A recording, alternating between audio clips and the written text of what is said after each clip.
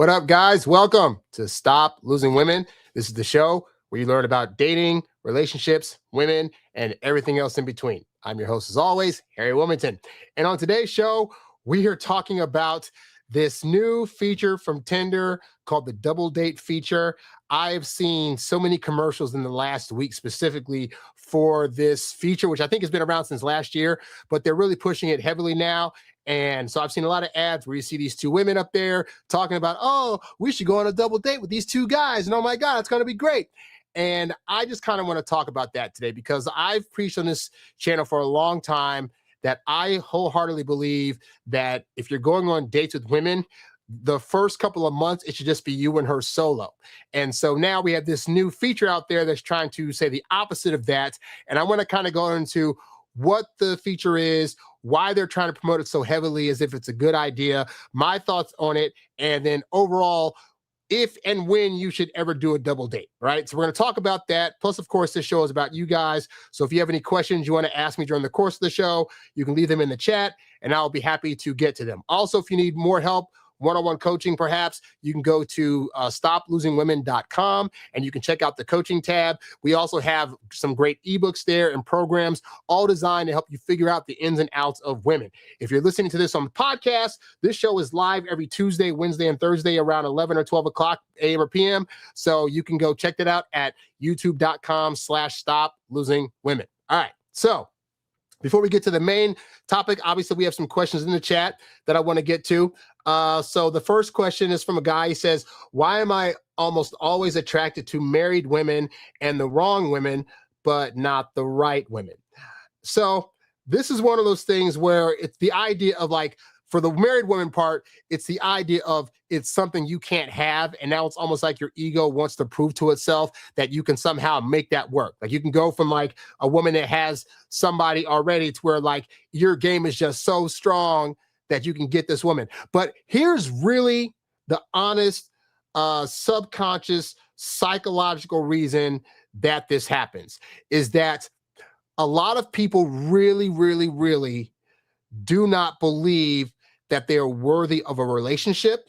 And so subconsciously, your brain will do everything it can to make sure that you don't get into a happy situation. So think about the fact that you're going after somebody that's married. There's a chance that that's probably not going to work out. But if you're not used to actually being in relationships or making it work with somebody for the long haul, then all your brain's going to do is say, we seem to be more comfortable being alone. So I'm going to make sure you pick partners that allow you to stay alone. So you're going to pick the women that aren't all that attracted to you, or the women that are married, or the women that are toxic, all of which these situations will result in you not ever having to be with that person long term.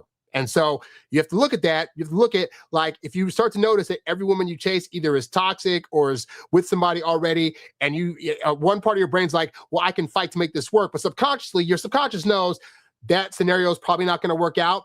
But if you've been more used to being single than not, then that's not a hard thing to see why that would happen. So you have to look at that and say, objectively, if that's happening, what do I fear about being in a relationship? Maybe you don't think you actually have the skill set to make something work long term, or you could fear that, for men, a big fear is you get with somebody, you put in all this time and effort, only to find out that they're cheating on you or they don't want you or whatever, and they go away. So you could be trying to preemptively fight that by picking partners that you know won't get with you, so it's not a surprise to your brain. And that's some deep psychology stuff you got to look up for yourself and see what's going on with that. But once you start to remedy that, you can start to figure out, okay, what do I need to do to change that? And then you can start picking better people. You'll see red flags early and think, this is a red flag, I shouldn't pursue this further, versus, oh, it's a red flag, but I can still make it work. Because again, your subconscious is saying that to you in the hopes that you're not going to make it work, so you'll stay single. So I just wanted to point that out. As for your other question, I don't know what you're trying to ask. You say, what do women mean when they ask you to apply pressure? I've never had a woman ask me to apply pressure to a situation, so I would need more description on what you mean by that question.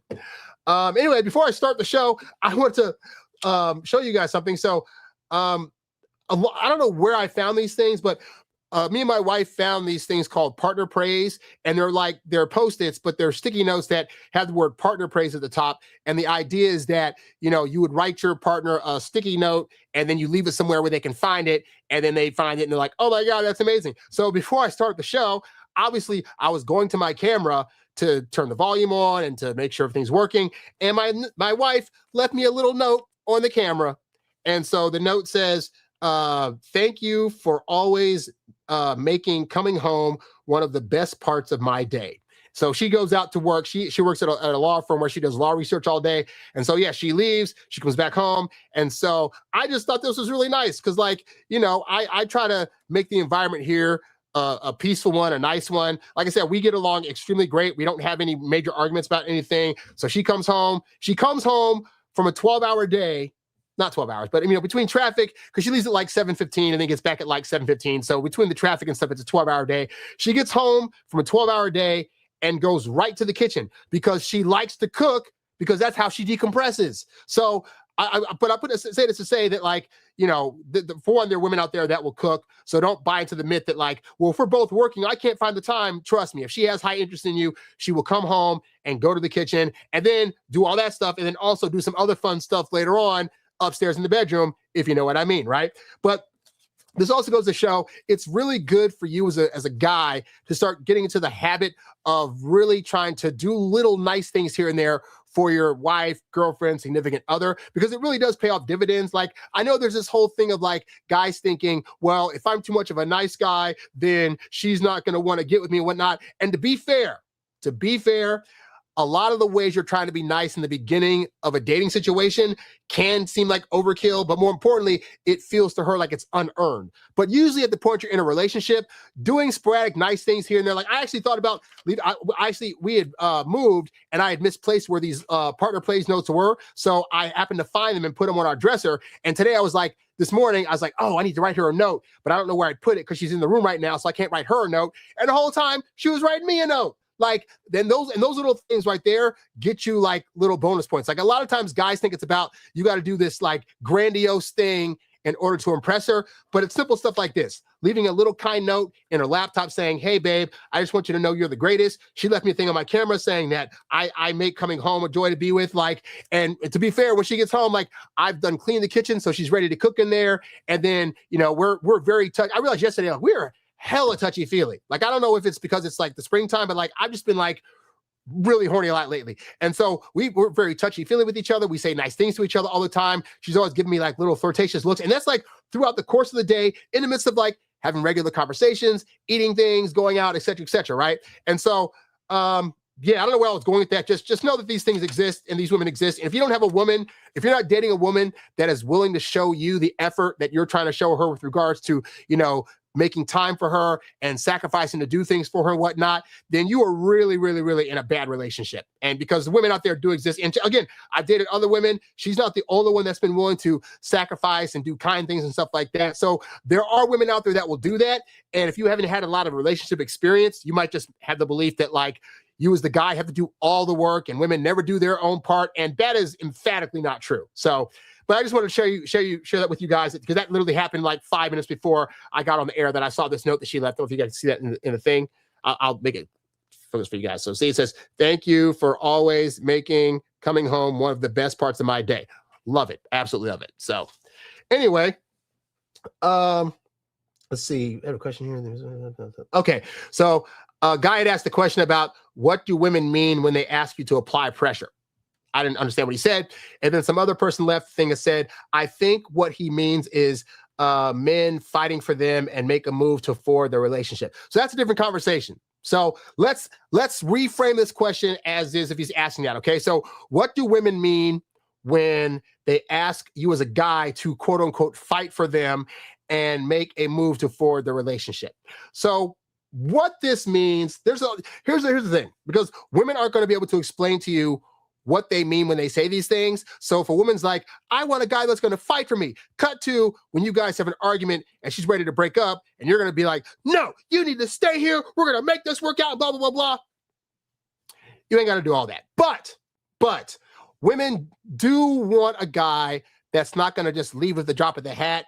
And they want a guy that when things do get hard, you're willing to sit down, work through it, discuss it, figure it out, have the disagreement, and then come to some kind of like compromise that can work for both people. Like the basic thing that women are trying to say is, I don't want you to give up on this relationship when things get hard. And I wholeheartedly believe that. There are going to be times, even in the best of relationships, where, you know, life happens and things arise and decisions got to be made, and there's going to be discussions. There's going to be times when, especially dealing with most women, they're going to be hormonal throughout the course of the month. So she may say one thing during her period that she didn't mean, that she would never say during the course of the rest of the times when she's not on her period, or she's going through a stress at work, and then it's like stressing her out in a way that she's never faced before, and you're trying to go to her and say it's going to be okay, and now she's mad at you because she wants you to sit with her and go through the emotions of it when you're like, I don't have emotions about this, let's just solve the problem. And so I think, so when women say they want you to fight, that's basically what they mean. Now, even with that said though, women can take this to a toxic place, because there are women, unfortunately, that grow up in environments where there was turmoil and chaos, and they always saw their parents yelling at each other, and they can grow up to have this false idea that because her parents fought and stayed together, that in order to have real love, it means you got to fight. You got to knock out, drag it out. You got to yell at each other sometimes and call each other out your names and say things you don't mean, because that's going to show love. Or she might have been in an environment where, like, every time the guy was her dad was messing up, the mother would threaten to like leave or to not be there anymore, or to take the kids, and then they would magically work it out. So now she's learned, okay, if I want, in order for him to show love to me, I got to threaten the relationship, and that's going to make him act right and want to change things. And I've talked about this on the show before. I had my own scenario with that, where I was dating this woman, whereby we got into a bit of an argument. I left town. She didn't know I left town because I'd gone on a mini trip with one of my friends and didn't tell her. And she got mad about that. And she sent me a text on a Friday morning saying, hey, I don't think we should be together anymore. And in talking to her later, she thought that doing that would have me going, no, please don't leave me. What's this about? We should talk about it. And then that would allow her to A, see that I really wanted to be with her because I was fighting to try to make this work. And then also it would allow her the space to air out any grievances she had in hopes that they could be fixed. I did not grow up in that environment. I grew up in an environment where if you have a problem, you sit down, you talk about it. The way that you fight for the relationship is you don't just up and leave and get annoyed when they want to express themselves. No, you sit there, you allow them to express what they got to express. You openly hear it, you internalize it. You say, hey, so I think like this is what you were saying when you were saying you had this grievance with me. Okay, great. That's my bad. Here's where I was coming from with that, but I could see how you took it that way. Let's work this out. So I grew up in an environment where fighting meant basically you stay in the room, but you still aren't having to like yell and scream and knock out fight somebody, right? And so understand that your version of fighting for the relationship and her version of it could look completely different. And so it's good to try to figure that out early on. Like during the dating phase, you can say, hey, so, you know, how would your parents handle arguments growing up? Or like, you know, when you were with your last few partners and things would arise, like what would happen? Now, I will say women will lie to you because they want to look good to you. So they might say, oh, I always sit down and talk and I would never yell this and that. And they could be totally lying about that, right? So it's not really until you get into that first disagreement or argument that you're going to actually see how they handle stuff. So for me, like my biggest thing in previous relationships, for example, was if I had a grievance with the other person, I would hate to bring it up because inevitably what would happen is I would say, hey, so just I'm making an observation, but you did this thing. And I noticed I took it this way, and this is how I felt about it, and this is why I reacted this way. So could we work on maybe not doing that? And their response would be blame, crying, backlash. How dare you say that? Blah, blah, blah, blah, right? And so I just learned to be really, really quiet. And that's not a good way to be as a guy, right?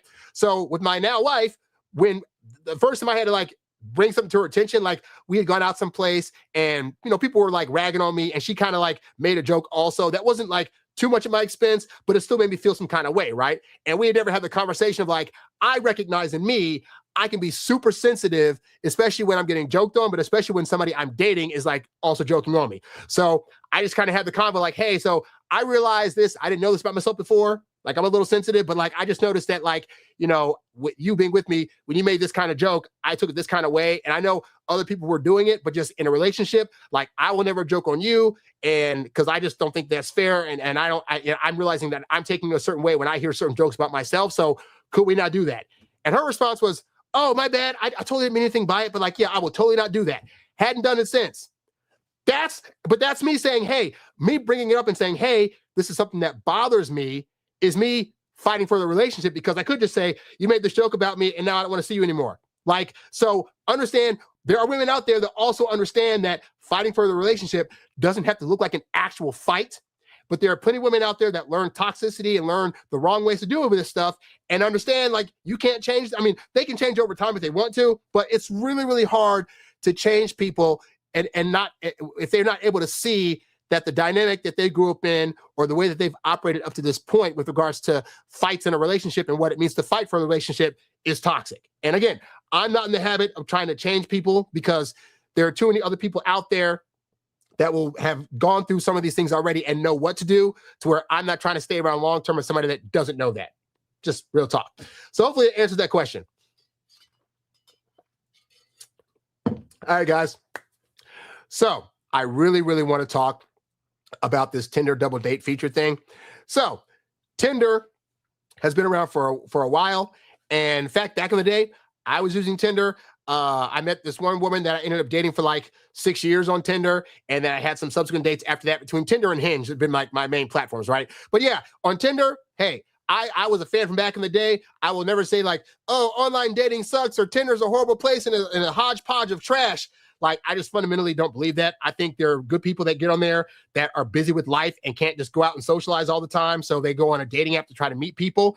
Not that you can't get some sleazeballs on there, but that's for anything. You can go to a bar or go to an in-person networking event and also meet sleazeballs, you know? So every dating avenue has both sleazeballs and people that are on there legitimately trying to find people. And there are numbers that back up that people do meet on there and get married. It is what it is, right? But they introduced this new feature called the double date. And so the idea basically is that, let's say you and a guy friend are trying to get on the app and you want to meet, you want to meet a woman, he wants to meet a woman. And then there are women out there that also have friends and they're all trying to meet. And so the thought is like, hey, why don't we create a thing where, you know, two guys can match up with two girls and then they can go on a double date, and it's going to make dating a whole lot easier. And based on the ads that I've seen, they're really trying to push this idea that this is a good idea. So I'm going to show you a couple of the ads that I saw on YouTube. Double date lets friends match and chat as a pair. So I picked a friend who always hypes me up. Okay, so they're advertising it as, you know, hey, I'm going to pick a friend that always hypes me up. The idea being that this other friend of mine is going to hype me up and make me look good to the guy who I've agreed is going to be my date for the evening. Oh, look how kind she is, leaving plenty of pins for the rest of us. Thank you.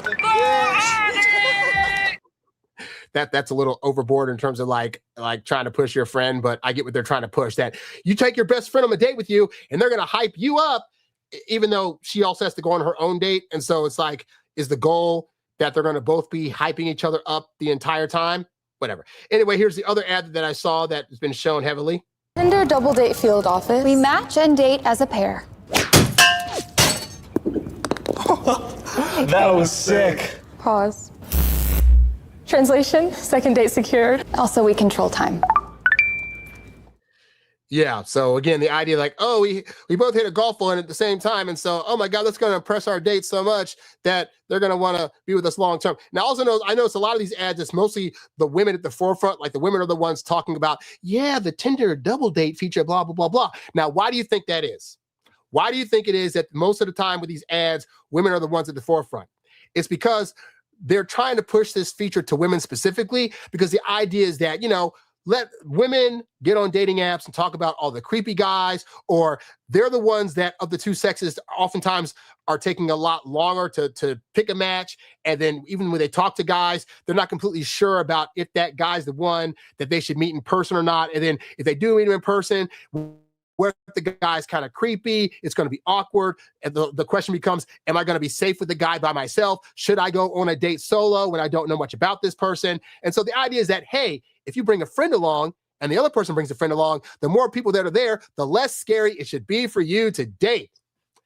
And then I also wanted to show a TikTok video that I saw these two girls really, really hyping up this feature.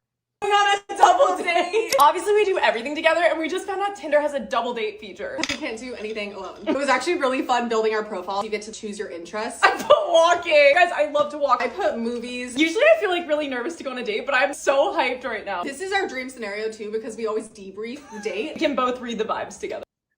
This is their dream scenario because they always debrief the dates, and this is the dream vibe scenario. Keep that in mind. Put a pin in it. We'll get to it later. The guys we matched with have dogs, which I think is probably the best part. Actually, our dream, we both want dogs. So the dogs are coming.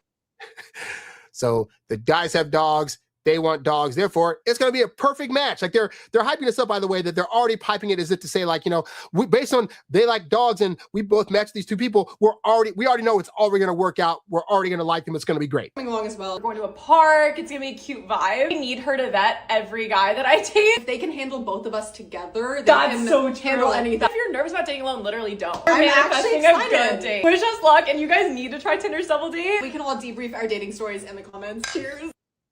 It's funny because like they haven't actually gone on the date, but this is going to hype, like, because they're already hyped before the date. What they're giving off to the watcher at home is, yeah, we already know it's going to go great. It's going to go fantastic. So you should definitely try this. They have not gone on the date yet. They have not met these guys in person. They haven't heard how they talk or speak. They don't know nothing about them. But, you know, again, for advertising purposes, oh yeah, you definitely got to go. Now, I have some notes about this I want to make sure I get to. So the general idea of the double date feature is you pair with a friend, and then both are going to match with another pair. And then so from there, once you guys match, then there's a whole group chat that happens online. And then at that point, assuming that the group chat goes well, then you're going to plan a double date. Now, the way that Tinder's trying to push this, especially to women in particular, is that it has some great benefits going on a double date versus doing a solo date. So for one, they say there's going to be less awkwardness, because the idea is if there's more people there, there's more people to throw in topics and suggestions of dates. And so therefore, there's a lot less pressure on any one person when there's going to be 4 people there to facilitate this good time. Another intended benefit is that it's going to be a safer environment. Safer for whom? Safer for women, because now a woman has another woman there that can, you know, if things start to go haywire, she has somebody there to help get her out of that situation. Keep in mind, even though most first dates ideally are happening in public places where there's already going to be other people, but, you know, having somebody that you know there is going to make that even more of a guarantee that it's going to be a safer environment.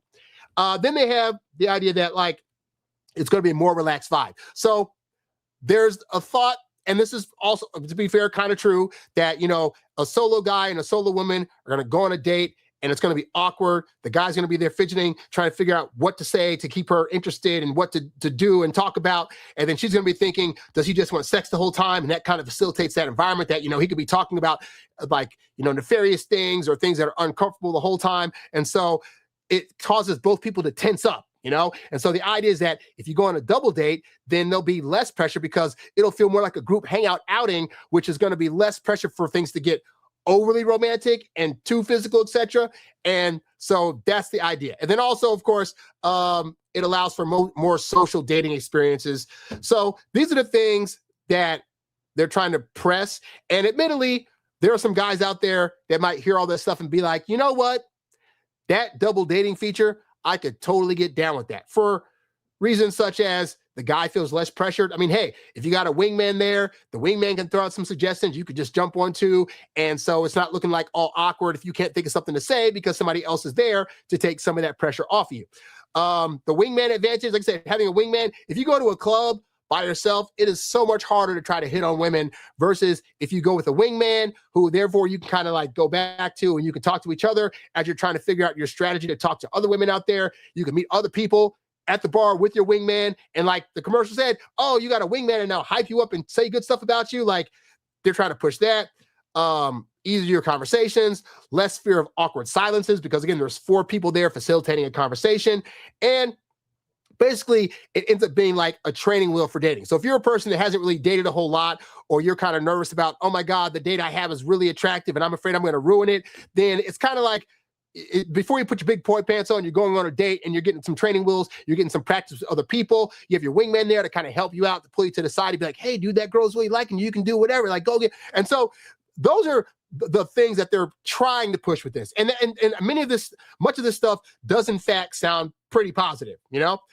But I just want to stress that oftentimes what sounds easier is not actually the most beneficial aspect with regards to dating, and the part of the fact that it can actually cause a lesser amount of attraction to happen on the woman's end of things when she's on a double date with you. And that's obviously not going to be pushed in the commercial.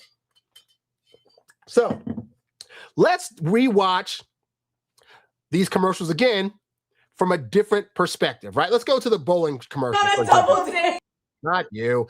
Let's go to the bowling example, right? Let's go to this one. Your double date lets friends match and chat as a pair. So I picked a friend who always hypes me up. All right. Oh, look how kind she is, leaving plenty of pins for the rest of us. Thank you. So they're trying to press us hard, right? So let's go to this right here, right? Let's see. Right here. Okay. So for one, since they're sitting close to each other, we're going to assume that him and the other girl's on a date, right? So let's say, for example, they agreed to bowling and she's, bowled a one pin, right?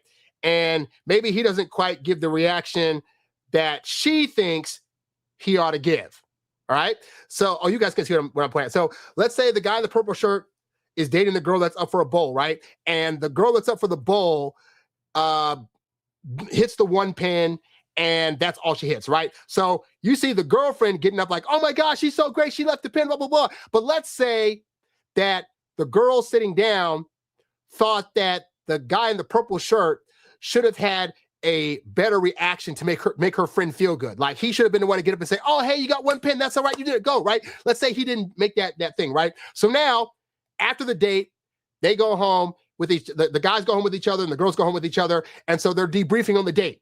And the girl that had gotten up to bowl earlier is like, man, what'd you think of the guy in the purple shirt? I thought he was really attractive and he really blah, blah, blah, blah. And then the girlfriend's like, I mean, I don't know. I mean, I really didn't like the fact that when you bowled and you hit that one pin, that he didn't get up and try to hype you up or say, oh my God, like you hit that one pin, way to go. Or like give you some kind of high five. Like he really just seemed like he really wasn't like there for you when you were struggling with the bowling. He didn't offer to get up and try to help you learn a bowl by getting behind you and like picking your hand up and trying to help you bowl. Like he didn't really do any of that. And so that just kind of gave me vibes like maybe he's not as into you as you are into him. And then the girl that was bowling, who wasn't even thinking about that, could be like, I mean, I guess you're right. Like he really didn't get up to help me bowl. And he just seemed like he was just kind of sitting there and being silent. Now the guy in the purple shirt could have just been like kind of nervous or been like, it's a first date. I don't want to do the thing where I'm touching her without her being ready for me to touch her. So even though I want to get up and show her how to bowl, maybe that's not the time to do this yet. And so I'm going to just have to do the thing. But the point is there's no benefit of the doubt there. And now there are doubts about him now that are in her head because her friend was trying to point out that he wasn't there for her in the way that she thought he should have been there, right? So that now ruins any chance this guy has in the purple shirt of getting a second date because the friend that he wasn't on the date with put in the other friend's head that this is all bad and these are all red flags and guys don't care. And I know women that personally would have those red flags. That would be like, well, he didn't say the certain thing when I brought up this situation, or he didn't, he ordered me a first drink, but not a second drink. And so now that's a red flag. But her other friends could hear that story at home and be like, that's not a big deal. Now this girl's going to go on a date and tell you all the things about how, well, your date didn't get you a second drink, and he tried to ask you to, well, he didn't ask you to leave a tip for the server, but he allowed you to just leave a tip and didn't say he handled it. And so that's a bad thing, right? And so now you have it where a double date, where if it had been a solo date, the purple shirt guy and the girl that got up to bowl, it could have been just like she bowled, she hit one pin, he was like, oh, whatever, and that was it. And that would have been it, but she would have still had a good time and would have probably still been attracted because she didn't have any friends there interfering with that, right? So now let's go to the other scenario. Let's go to the golfing people. Your double date field office. We match and date as a pair. That was sick. Pause. Translation, second date secured. Also, we control time. Oh my God. Oh my God, that was totally sick. So you see this standing here at the little green right here, get the golf balls and stuff like that. And so she hits the ball, they both hit the ball and they make it in slow. They're like, oh, dude, sick. Well, what is that a turn on? Is that a turn on that they're both copying each other and they sound like Bill and Ted from Excellent Adventure? And they just kind of like, oh, this. So like two dudes getting together, they give off the same vibe to where the girls are like, we can't really tell which one we're actually attracted to because they both kind of give off the similar vibe. And like maybe one of them likes that vibe and the other one doesn't, but they're not quite sure which one's going to have that vibe long-term versus not. Like the point is this, is that on a first date, there is so many things that can go wrong if it's set up as a double date versus if it's set up as an individual date. Now, I just kind of want to go through some of those things, right? So here's the biggest problem I have with double dates in general as first dates or meeting up in a group pair for those first couple of dates. The biggest thing is this, is that early attraction is very, very fragile. And unfortunately for you as a guy, that means that there's not going to be a lot of benefit of the doubt given to you early on in the early attraction phases of dating, right? And so the thing is, with early dating, there's a lot of uncertainty. And the reason that is because that's the point at which women are still trying to formulate opinions about you, right? Like they just met you on a dating app, you talk to them for a little bit, and they don't know you a lot, but they know you enough to be like, I don't think this guy completely like unalive me if I go on a public date with him. And so you get that little bit of, you get enough of yourself, showing yourself like that to be able to get that little date, right? But you getting a first date, it doesn't mean her attraction is locked in. And so that means that there are a lot of things early on that can sway a woman from thinking, oh, this is a cool guy that I want to get to know a bit more, to after this first date, I don't think that I want to see this guy. And what are some of the things that can sway a woman's opinion early on? Extra opinions, extra judgment, and extra influence. So if you go on a date solo, right, you only have one other person judging you, which is her. And depending on, if you're a sane enough guy to like do a decent date, you're not talking overly sexual, you're not saying a lot of cringe things, you're trying to make her laugh, you're asking her about herself. You do those bare minimum things, you're probably going to come off pretty good. So at least enough to where she'll be like, I had a decent time. He didn't make me feel uncomfortable. As I got through the course of the night, I got to really pay attention to him and kind of like notice more about him that I really find attractive. And I could see myself saying yes to a second date, right? That's if she goes on a date solo. But now, what happens when she goes on a double date? Like we said, the bowling example or anything else, you now have two women that are going to judge you. Now, yes, there was another guy there, but it doesn't change the fact that you now have two women here that are going to judge you. Now, what did the girls in the other videos say earlier about, oh, we like to get intel from the other person and we like to read off vibes and we like to, debrief after the date to we can debrief on the date to see what's going on and talk about, what the guy's doing right, what he's doing wrong, et cetera, et cetera. You do not need that kind of pressure on a first date because, like I said, with two people, you now have a situation where you're going to have the girl that you're with judging you in one way, and then the other girl that you're not with, but is still her friend, also judging you because not only are you having conversations with the girl that you're with, but that you're trying to date, but you're also having conversations with the friend that's there also. And so let's say, for argument's sake, let's say the girl you're with on your date is like even keel, a lot of stuff doesn't bother her, no harm, no foul, right? And then you have the friend over here that is super duper sensitive to a lot of stuff. And let's say we have a lot of stuff going on in the news right now. So let's say you guys are out and about and you go to like a Dave & Buster's where they got TVs and stuff on, and something about the war comes on TV, something about politics comes on TV, something about religion comes on TV. And let's say the other friend that you're with sees that and says, hey, what do you guys think about the situation happening in insert name of country, right? Well, now you got a problem because let's say the girl you're with is totally even keel. You're like, oh, well, I don't think war's great and, this is not, but I could see why X, Y, and Z. She'd have whatever opinion, right? She's an even keel girl. You're an even keel guy saying, yeah, I don't really agree with whatever. Or, I can see why we're at war, X, Y, and Z, right? Neither of you are super sensitive to this, whatever.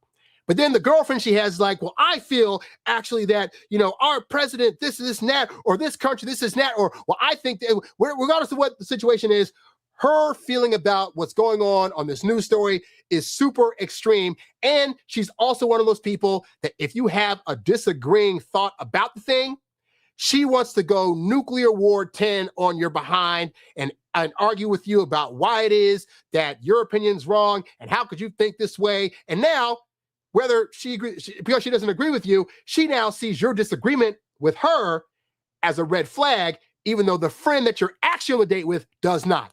What do you think the conversation is going to be like after that date? Well, I didn't really like your date because I know he kind of got snippy with me, and it's going to be all about the feelings. It's not going to be about the facts you presented. It's going to be about, I felt he was disrespectful to me, and I felt like he didn't really value my opinion, and do you really want a guy that's not going to value your opinion, and blah, blah, blah, blah, blah, blah. And now that friend is going to sit there and have to think about the thing that her friend just said about you, even though she was not the one on the date. And the sad part for you is that had this been a situation where you had dated her for 2 or 3 months by yourself, at the point that this happened, her friend's opinion wouldn't sway so heavily on her emotions for you because she's had 2 to 3 months built in with you to build up those emotions to a more solidified foundation. On date 1, trust and believe her friend's opinion of you is going to weigh way more heavily to where even though nothing is actually wrong with you two, she could feel something wrong and say, and then point out all these other red flags that weren't even there that can make her friend think, you're right, I shouldn't see this guy anymore, and now you're out. Because again, early attraction is fragile. She's going to be more loyal early on to the opinions of her friends than she is to what you have to say about that. Like you saying, but no, your friend's crazy. Like, you call my friend crazy for thinking this and that, blah, blah, blah. Well, now that's even worse. So again, you're messing with, you're not understanding the fragility of where her loyalties are going to lie early on. And that could be extremely detrimental if she has a friend on the date that is like judging you a lot more heavily. So that's the first thing. Second thing, that was actually the first thing, really. But yeah, early attraction is fragile, which leads to the second one, which is that friend influence is really heavy. So to beyond just that part, like anything you do on the date will be heavily judged by the friend. If you say something that's awkward, that your date thinks is cute, but that her friend thinks is like kind of weird and awkward, that's going to get talked about. If you have an opinion about something that the friend disagrees with, that's going to be awkward. If, let's say your date went to the bathroom and you were like, the waitress came by and you looked at the waitress a little bit longer than the friend thinks was warranted, then that's going to get talked about. Well, you were at the bathroom. He was oogling the waitress in the place. Do you want a guy that's going to be looking at other women like behind your back? Like so much stuff. And again, you would hope that the friend's not going to be like that, but you don't know that. You don't know early on if the friend that she brings on this date that she thinks is going to be the friend that always hypes me up is also the friend that is kind of like biased and is kind of a little like sensitive. And like, keep in mind, her friend is also single. Her friend does not actually know why her friend is single. Like we like to give, we give a lot of padding to women with regards to like, oh, they're single because they just haven't found the right man. And all these guys out here up to this point have been trashed, when really her friend could be a crappy dater. Her friend could have cheated on guys before or been super sensitive in relationships that left her single. And she doesn't know if she's going to bring that same dynamic to your guys' double date situation. Anyway, now another thing you may not have considered is what I call the male ragging problem. So I just found in my journey with, I grew up around mostly women. And so in college, I had to start getting accustomed to like having guy friends and how they, acted around each other. And because I grew up around women mostly, I was very, very sensitive to the ways in which men oftentimes show affection for each other. And a lot of the time is like what they call like gentle ragging or like ribbing each other. Like guys will rag on each other and insult them and call them names and call them a pussy, this and all this other stuff. And amongst the guys, they know that the other guy is kidding. Like it's all in jest. It's a ruse. It's not meant to be offensive. If anything, the more I rag on you, it's indicative of how much I actually care about you because I'm trying to act like I don't care about you, right? But here's the problem, is that women oftentimes don't get that dynamic. Like women amongst each other, again, because I grew up around women, are typically sensitive to those things. And so most women aren't really ragging on their friends all that much because they want to keep things positive. They understand that their friend might be more sensitive to things than they are understanding of. And so they don't really do that all that much. But unfortunately, women don't always know that about guys, right? So you pick a guy friend that you think is going to be totally cool to go with a double date on. And then You get on the date, and the whole time your guy friend is just ragging on you. Oh yeah, like that little time you did that little thing, you cried about something at a movie, Little Wimp, or like this and that. Like, and your friend's thinking, hey, I'm ragging on this guy like I always rag on this guy. I don't mean anything by it. But the women you're with are going to see that as you being weak. Like if you're not participating, you look weak. But if you are participating, women's thinking like, oh my God, he's saying a lot of nasty stuff to this guy. Is he going to say that nasty stuff to me? So while you're thinking, hey, like, it's no big deal, we rag like this all the time, what's the woman going to take on that? They may take it on, they may interpret it as you having lower status. Like the fact that your friend is willing to rag on you is indicative of like, he must think of you as less than. They could think of it as you potentially being weak. It could be looking at you as you having some kind of insecurities because your friend's pointing out all the insecurities, right? And so women can get the idea that you're a guy outside of the scenario that typically gets rejected, that isn't really wanted by other women, and that even if the guy is joking, it's still going to hurt women's perception of you overall as a guy they should potentially get with. And again, amongst guys, they're not going to know that. So I know this because I grew up around women, and I realized how sensitive I got by being around them so much, right? So understand that your guy friend over here that's supposed to be your wingman and your buddy, he may also be a guy that 90% of y'all's relationship is ragging and joking on each other. Works great when there's not another woman around that you're trying to get with, but in a dating scenario, that could be very toxic, all right? Another thing, and this is especially for my introverts out there, because I noticed about myself, is that introverted men in particular oftentimes get crushed in group settings. So I'll use myself as an example. Now, I will say, I told you guys plenty of times on this channel that when I would be at parties and stuff, I got really good at being able to like socialize with people and whatnot. But understand, introverts thrive great in situations where like they're socializing and they're around people that they know. But even then, I find myself to this day, if there's more than like 4 people in a group, I typically find that other people will be talking and I'm totally fine just sitting there, absorbing other people's stories, listening for parts where I can ask follow-up questions, but I don't feel the need to be so engaged because, you know, introverts are all about like energy in the room, right? So they're using up so much energy that my energy can be just kind of chilling out a bit and listening to people talk, and I'll laugh and hear their stories and have a good time, but I'm not necessarily the most talkative. Now, the exception to that is when I'm one-on-one with people, I get hella talkative. I'm great at being able to like do a one-on-one where I can talk to the person, I can hear them talk. I know when it's my turn to jump in versus in group settings, I'm not always the best at knowing, okay, they're finishing up a sentence. Can I jump in now? Can I just start talking without having to wait to be asked a question? And so for introverted guys, double dating is the worst. Like you would think, oh, double date, the introvert's got maybe an extroverted friend there to help out, or he's with other extroverted people on the date, so he doesn't feel like he has to be so tight. I found, at least for me, the opposite. The bigger the group, the more quiet I get. Because now I'm observing, I'm in observance mode. I don't want to step over other people that are talking. And so if you're an introverted guy, you're going to go on these dates and you're going to think, oh, my date's talking, her friend's talking, my friend's talking. And so we're building an aura of this is a really good connection because the energy of talking is there, even if I'm not contributing much. And what the girls are thinking is, this guy's super quiet. This guy's socially awkward. Why isn't he able to contribute to the conversation as much as his friend? And sorry to say, guys, if you're an introverted guy who's quiet on a date and you're with a friend who is more talkative, the talkative guy is going to look like the one that's more vibrant, that's more lively, that has more to say, and it's going to look like the more interesting one than the quiet guy. That's more often than not what's going to happen, right? So you're thinking on these dates, you're doing a good job, and the women are thinking, this guy's kind of silently awkward.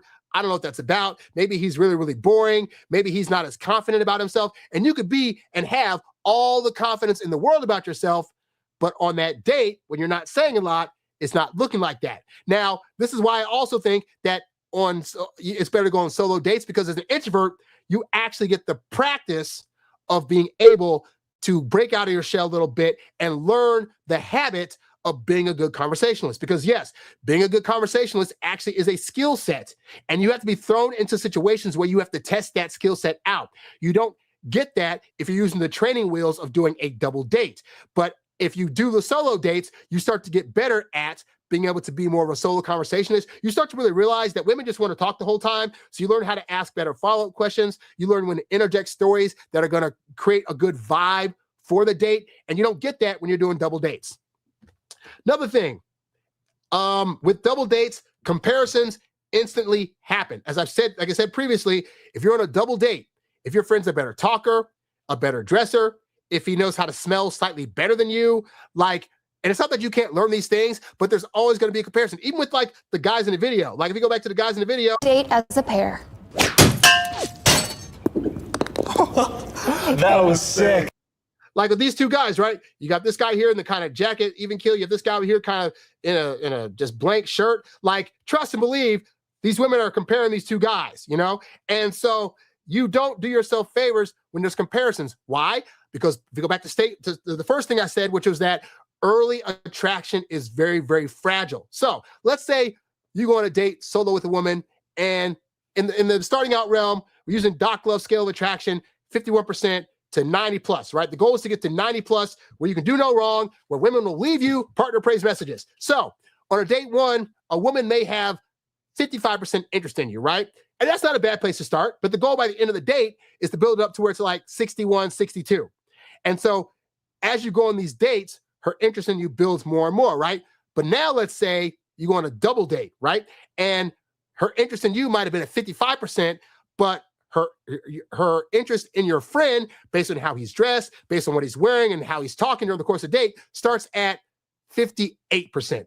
Not much higher, but it's higher than she would have started with you. The thing is this, you're not going to be able to build that up higher now, because she started out with a higher like in your friend, who her friend is on a date with. And so now she's going to be thinking, I really like this other guy a lot more. So now, even though my friend's seeing this guy, I don't want to see this other guy, because I realize my feelings for him started a lot lower than for this guy. And if I'm comparing my feelings, the fact that my feelings started higher for this guy means this guy, I wasn't feeling it as much for. And so now it's not fair to him that I wasn't having all the feels and he's out. Versus her thinking at the end of the date, you know what? The vibe started kind of low, but I built it up a little bit. I'll see where this goes. You get a lot more willingness from women to give you more of a shot if the things that they're feeling at the beginning are feelings of this could go somewhere, versus having a comparison feeling of I thought it could go somewhere, but I felt more for this other guy. Therefore, this guy is now out by default. You know, just saying. Somebody left a comment and said, I agree. Another person on the date just adds more variables to scrutiny. Can't think of any guys going on those type of first dates. No thanks. And hey, aside from just this thing, I'm saying this is a guy that in the past had gone on double dates that it never led to me or the person I was on a double date with being able to get the girls we were trying to go after. Like inevitably something would pop up. I remember one time I lived in Atlanta. And me and a friend of mine who was my best friend, we lived together during our college years, and I moved to Atlanta. We reconnected. We went on a double date. We went on a double date to a club where, you know, we were dancing and vibing or whatever. And midway through the club situation, Gucci Mane, the rapper, showed up. And this story's not where you think it's going to go. Gucci Mane showed up, and he did a performance on the club floor for like 30 minutes, right? Now, at the time, Gucci Mane, this is like 2008. Gucci Mane did not have a whole lot of hit songs out at the time. He had the Freaky Girl song and Icy. Those are the only two songs that anybody knew that were really, really popular. All his other songs were like not very club poppy songs, and were just kind of like these the songs had these dull beats and stuff. Anyway, the point is this, is that Gucci Mane performed for 30 minutes and totally killed the vibe of the party, to the point where by the time the thing was over with, both of our dates were just kind of like, and walked out. And neither of us could save that. Now, I'm not saying that that's completely Gucci Mane's fault, but the point is, like, we didn't have enough time built in with these two ladies to where if that had happened, we could just say, well, this is lame. Let's go someplace else and like get a meal or go talk someplace or go to a hotel, whatever. Like this is our first date with both of them, right? And so that's what I'm saying. Like these variables pop up during double dates at the point that happens, it's not salvageable. And let's say that would have happened like in the case of my double date, we go on a double date, and then at the end of all that, one of the girls is like, I still want to do some date stuff. And the other girl's like, oh, that completely killed the vibe for me, and I want to go home. Unfortunately, guy, women are more loyal to each other. They're going to now go home versus continuing the date. Versus if you had gone solo on the date, you could have been like, I mean, I know that was a lame part that happened, but hey, you just want to get some food? And she would have been more likely to be like, yeah, let's do something else versus just going straight home. So this is why, again, double dates are not your best friend. Continuing on. Let's see. So we got comparison. Oh, very important. Let me just sip more for this. Hold on a second. Another important thing to note is that physical escalation gets a lot harder when it's a double date. Now, I will say this. If you and the guy you're with on the double date and the girls that you're with on the double date are just like touchy-feely freaky like that, then if you start making out with your girl, maybe it'll happen that the other girl wants to now make out with the guy that you guys are on a double date with, right? But more often than not, physical escalation is going to be hella blocked because, again, there's a lot of judgments that are happening. Like, let's say you and your date start getting handsy and touchy-feely, but her friend and your friend are not there yet, right? Well, now there's going to be call-outs of awkwardness, or the friend that's not being touchy-feely is now going to be trying to block the girl that you're with from touching you, like, hey, you guys go get a room or stop that, or this is net. And so there's going to be blockage there. There's going to be a lot more awareness with what's going on. Like, for all you know, your girl could have been the girl that is more than willing to hook up with the guy on a first date. Unfortunately, the friend that she's with has judgments about that.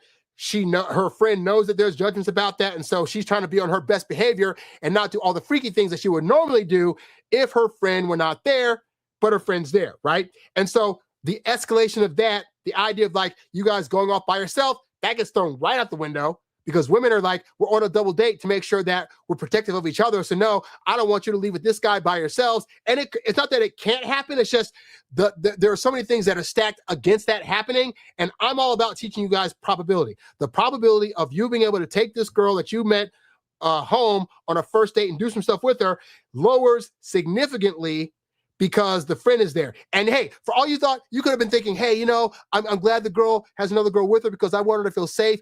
But building up a woman's ability to feel safe with you on a first date isn't that hard. And so while the girl that you're with might not have had any intention initially of going home with you, you could do things during the course of the date that make her think, you know what, I'm down to do that, except for you got a blocker here and you got a guy friend over here that, again, if the girl that you're with starts to see that your friend is maybe going to be like a potential danger to her friend now, or she starts to get the vibe that the friend that you brought with you on this date is making her friend feel creepy or is like getting some weird red flags, now she's got to stay with her friend versus go home with you. So again, you completely block out, you lessen your chance of getting that physical escalation when you are bringing on another person to this date.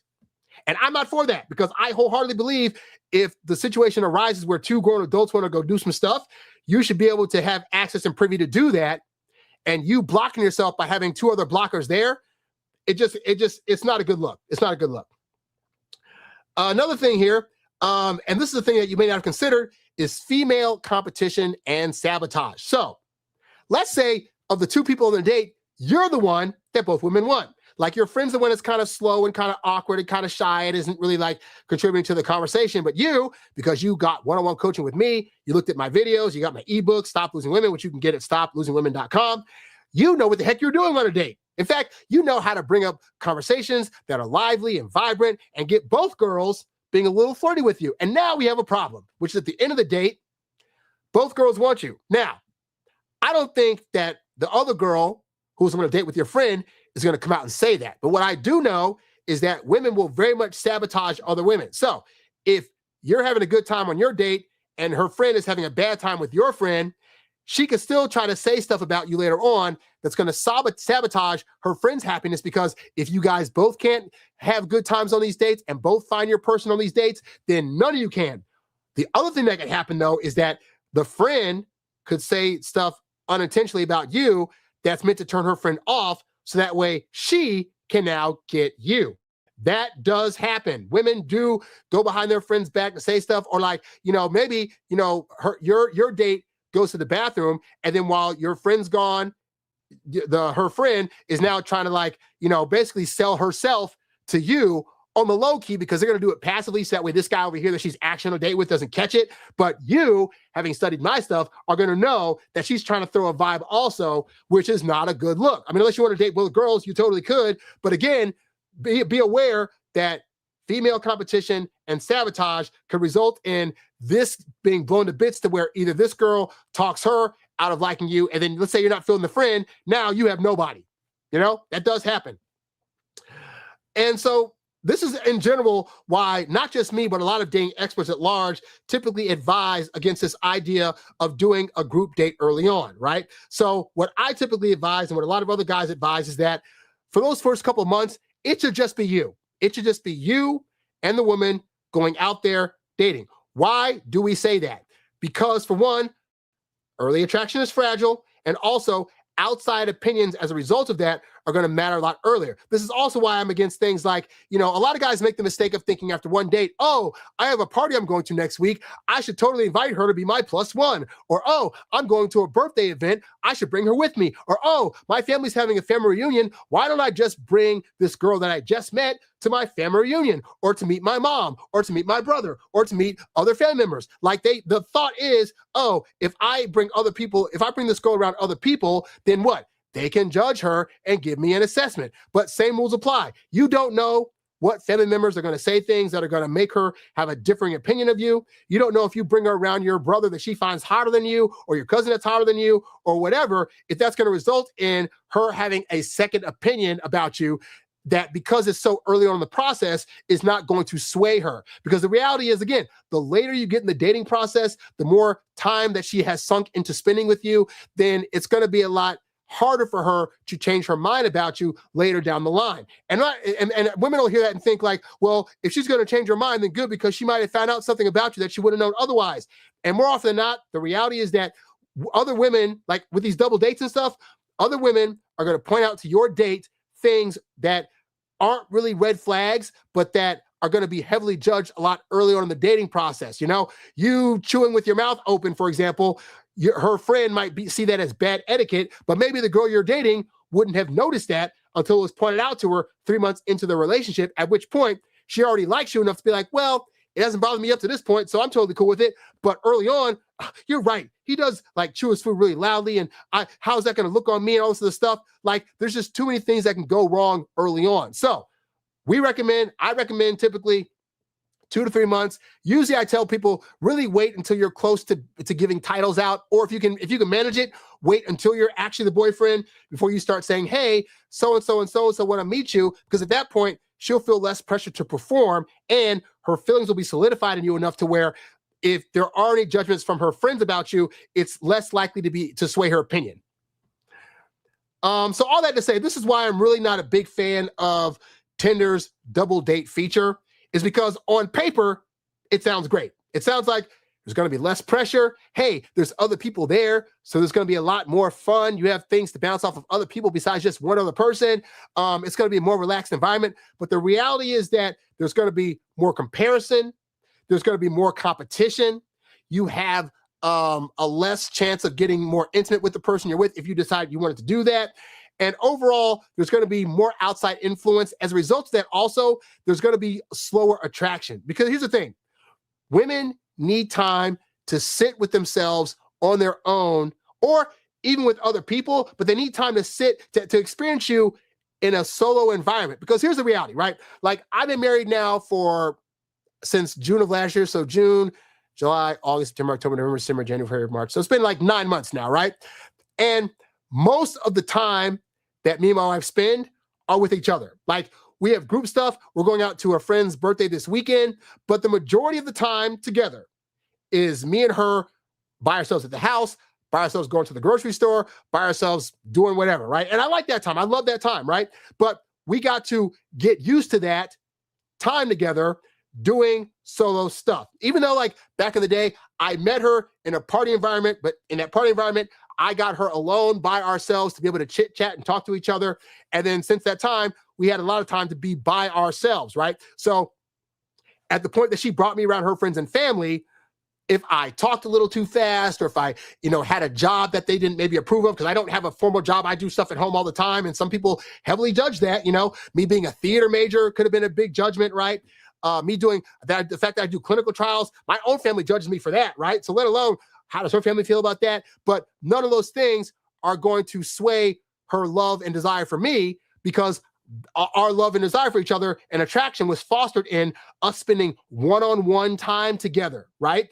But that's less likely to happen at a quicker pace if you are constantly bringing other people in. Like, you're on a date, you're trying to get to know her, and then her friend wants to come in with a joke or come in and to complain about the guy that she's on a double date with and all this other stuff. It's going to cause her to not be able to have the time that she needs to really analyze you on a one-on-one, which is going to be most of your all's life together. So that's why I'm really very much against the idea of doing double dates early on. Now, at the point that you guys are boyfriend and girlfriend, her feelings are solidified, going on double dates can actually be fun. Like, I love doing couple dates where we have a few friends that are married that will say, hey, let's go to a dinner together. Let's go to an event. And those are fun. We can socialize, whatever. But more importantly, like, if those are double dates, we're husbands, we're in long-term relationships, our wives and our girlfriends aren't going to be swayed by, if, say, I have an opinion about something that his wife or long-term girlfriend says, well, that's not going to make him want to suddenly divorce her, right? And the other is also true. If I say something on these dates that's a little bit off-putting, and my wife's friend says something about it, that's not going to make her want to divorce me now, because that's something that was a little off. We can go home, have a conversation about it, and then she's still going to have high like for me, So I say, wait until you get into a relationship to bring anybody around, friends, family, double dates, all that stuff. You're going to fare a lot better in the long run doing that than what this feature is going to have you believe from Tinder. So just wanted to put that out there for you guys today. That's all I really have. If you guys have any questions, I am happy to answer them. If you don't have any questions, then for now, I will say thank you so much for checking out this episode of Stop Losing Women. If you need more of my help, you can go to stoplosingwomen.com. You can click on the coaching tab and sign up for one-on-one phone coaching. I also have the Get Girls Academy, which houses some of my best programs that will walk you through the ins and outs of various parts of dating, of how women operate and function, how they think and feel about things, etc. And of course, you can always go to my YouTube channel, youtube.com/StopLosingWomen, to watch a plethora of videos that are all about the ins and outs of how to make your relationships work. Thank you guys so much for watching this episode. If you're listening to the podcast, go to youtube.com/StopLosingWomen to catch these live on Tuesdays, Wednesdays, and Thursdays. I'm Harry Wilmington, and I will catch you guys on the next show. I'm out. Peace. Thanks for listening to the Stop Losing Women podcast. See you later, big boy.